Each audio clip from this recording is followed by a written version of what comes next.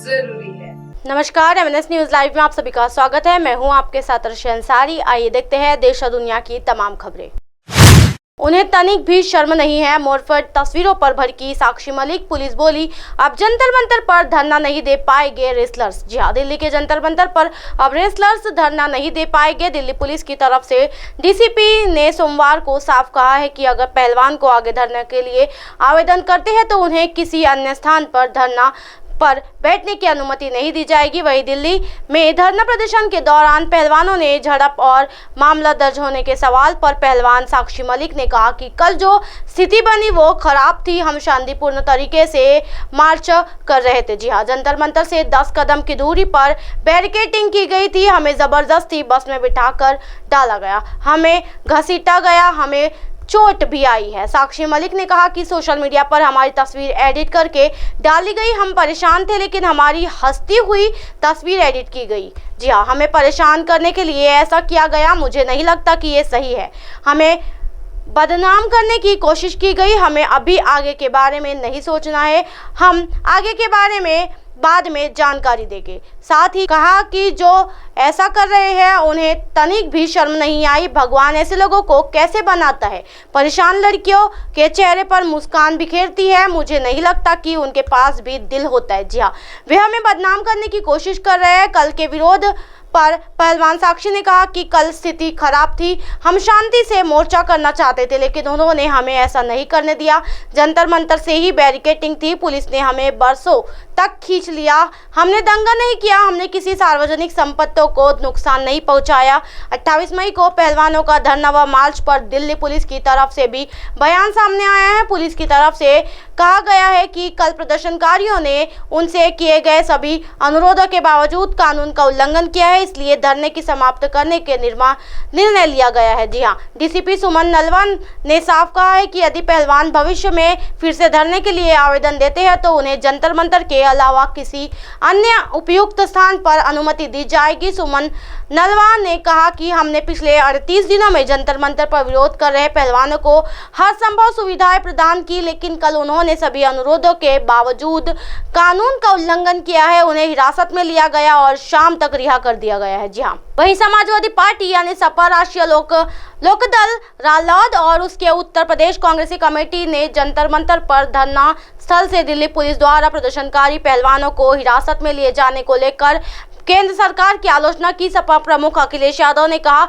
इस घटना के स्पष्ट होते ही महिला सुरक्षा और सम्मान पर भाजपा के सभी नारे खोखले थे और केवल महिलाओं के वोट हड़पने के लिए थे। सपा के राष्ट्रीय महासचिव शिवपाल सिंह यादव ने कहा कि तर्क मंशा या निष्कर्ष जो भी हो, दृश्य दुर्भाग्यपूर्ण है। देश की बेटियां तिरंगे के साथ। शिवपाल ने एक महिला पहलवान की तस्वीर भी पोस्ट की और एक तिरंगा जिस पर वह गिरी हुई थी और पुलिस उसे घसीट रही थी। रालोद अध्यक्ष जयंत चौधरी ने कहा, निरंकुशता बर्दाश्त नहीं की जाएगी। यूपी कांग्रेस के बयान में कहा गया है, महिला पहलवान विनेश फोगाट हिरासत में ले जाने के तुरंत बाद नए देश के लिए बधाई चिल्लाई। तो भारत के प्रिय नागरिक, आप नए देश की झलक कैसी लगी?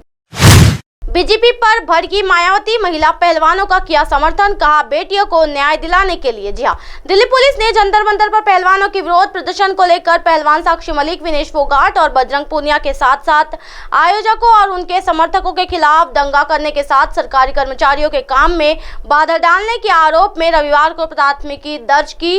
जी हाँ, इस पर बसपा प्रमुख मायावती की प्रतिक्रिया आई है। जी हाँ, मायावती ने कहा, विश्व कुश्ती में भारत का नाम रोशन करके गौरवपूर्ण स्थान पाने वाली भारतीय बेटियां कुश्ती फेडरेशन ऑफ इंडियंस के प्रमुख पर शोषण के गंभीर आरोपों के विरुद्ध कार्रवाई की मांग को लेकर आंदोलन करने को मजबूर है। इन बेटियों को न्याय दिलाने के लिए केंद्र सरकार को जरूर आगे आना चाहिए। क्या बोली पुलिस? जी हाँ, दिल्ली पुलिस ने उन्हें रविवार को सुरक्षा घेरा तोड़कर महिला महापंचायत के लिए नए संसद भवन की ओर बढ़ने की कोशिश करने के कानून व्यवस्था के उल्लंघन को लेकर हिरासत में लिया था। पुलिस ने कहा कि जंतर मंतर पर 109 प्रदर्शनकारियों सहित पूरी दिल्ली में 700 लोगों को हिरासत में लिया गया है। वही घटनाक्रम पर प्रतिक्रिया देते हुए विनेश फोगाट ने कहा कि दिल्ली पुलिस को भारतीय कुश्ती महासंघ यानी WFI के प्रमुख बृजभूषण शरण सिंह के खिलाफ प्राथमिकी दर्ज करने में 7 दिन लगाए गए थे, लेकिन उन लोगों के खिलाफ मामला दर्ज करने में साल 7 घंटे भी नहीं लगे जो शांतिपूर्वक विरोध प्रदर्शन कर रहे थे। जी हाँ, देश के शीर्ष पहलवानों ने 23 अप्रैल को बृजभूषण शरण सिंह को गिरफ्तार करने की मांग को लेकर अपना आंदोलन फिर से शुरू किया था।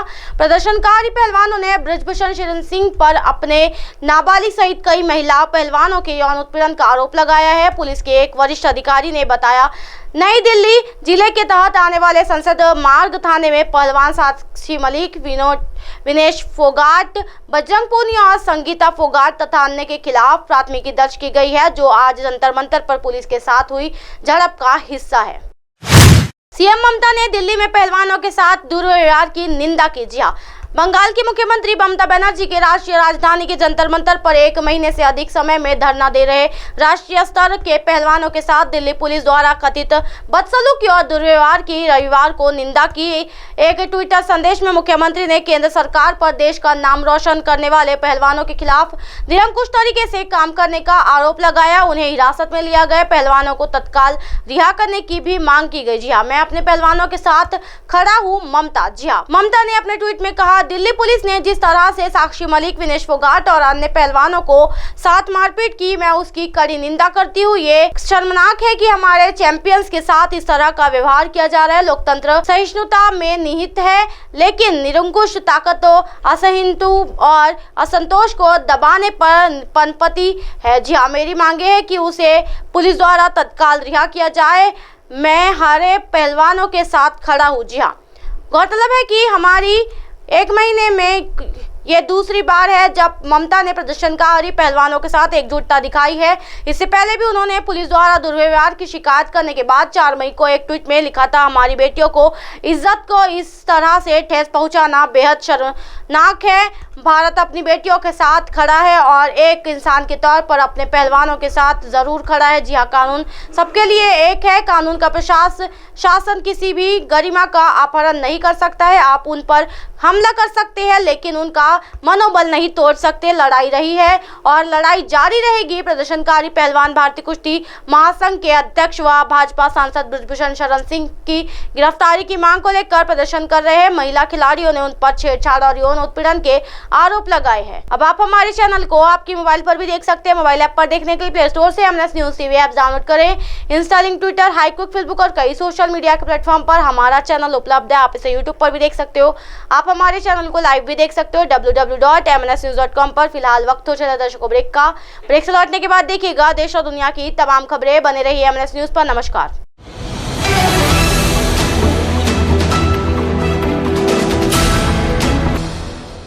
ये है एमएनएस न्यूज नेटवर्क और आप देख रहे हैं एमएनएस न्यूज।